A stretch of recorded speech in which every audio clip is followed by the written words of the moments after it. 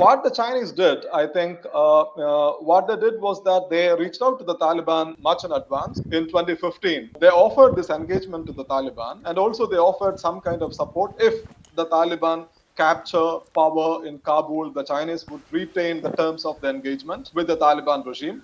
They would not allow the moral concerns about the Taliban to cloud this engagement. And in the long term, China would also like to extend its geopolitical influence to Afghanistan. It is a strategically important place. Also, China would also like to have presence or some kind of engagement with the rulers of Afghanistan, because I think that's pivotal for China's strategy in the Eurasian continent. Do you think that applies equally to the Taliban? Would you say they're being equally pragmatic? I think when it comes to foreign policy, the Taliban are also ready to this time deal with the world differently. We have seen this debate whether the Taliban have changed. If you look at it from the Taliban's domestic policy, the Taliban haven't changed much. You can see the Taliban haven't opened the girls' high schools. We don't have any evidence to suggest that the Taliban's ideological outlook has changed. But at the same time, the Taliban are now more willing to deal with the outside world. Because I think the Taliban had learned from its mistake. Because in the 1990s, I don't think what led to the Taliban's downfall was not the barbarity or the brutality the Taliban had imposed on its people.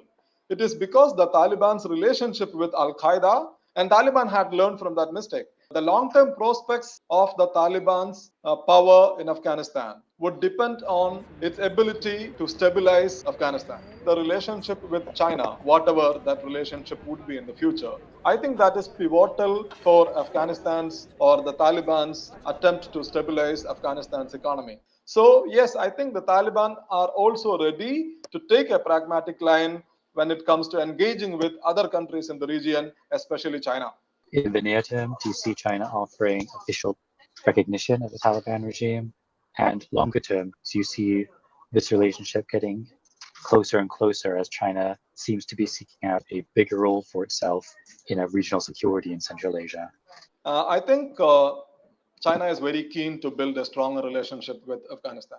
There is no doubt about it. Before the Taliban took over Kabul, as we saw, Mullah Baradar had traveled to China. And after the Taliban took over, we saw Wang Yi traveling to Afghanistan. But at the same time, the Chinese would also like to wait and see whether the Taliban would be able to stabilize Afghanistan. Now that the Taliban are there, the Chinese would be ready to engage with them. But at the same time, I think the terms of the engagement would be decided by the Taliban's ability to stabilize the country.